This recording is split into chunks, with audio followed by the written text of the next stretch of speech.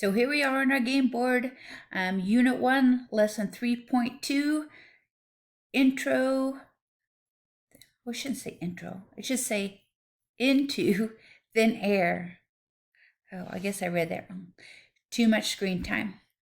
So I want to remind you that if you go looking for this section in your textbook, that it's going to be Unit 1, Lesson 5 in your textbook under States of Matter.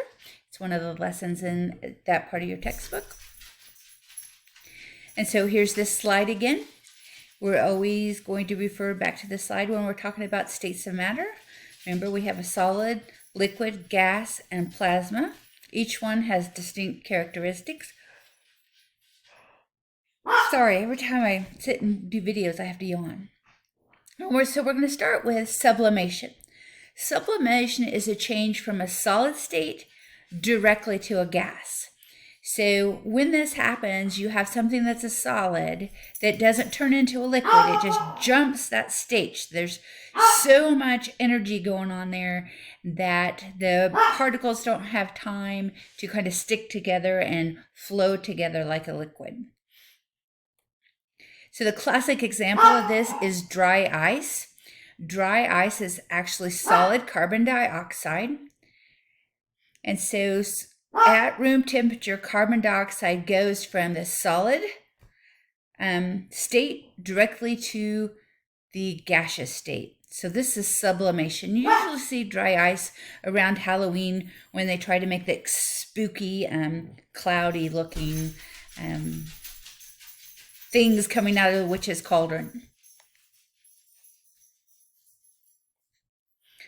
Other things sublimate. In the top, you have iodine crystals at the bottom of this flask that are sublimating.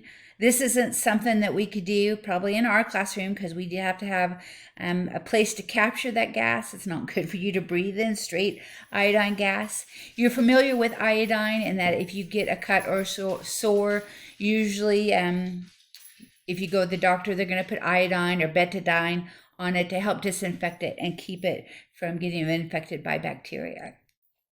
You can see in the glacier or the iceberg here in the picture that we have evidence that sublimation is occurring because we have this low level fog or cloud. I guarantee it's cold, and we can see that the sublimation is coming off here by this layer. This is when liquid gas condenses here above this place where the water is going directly from being a solid to a gas. So in number 20, it says, with a partner, find another substance that can sublimate. Describe the conditions under which sublimation occurs. You don't have to do this one, but it is quite interesting to think of other things that sublimate besides dry ice. So you don't have to do number 20. Deposition is the opposite. It's a change going from a gas directly to a solid. This is what happens in clouds when ice crystals form. When you get, if you remember from Earth science, you probably talked about that. And when you take Earth systems, you'll talk about that in high school.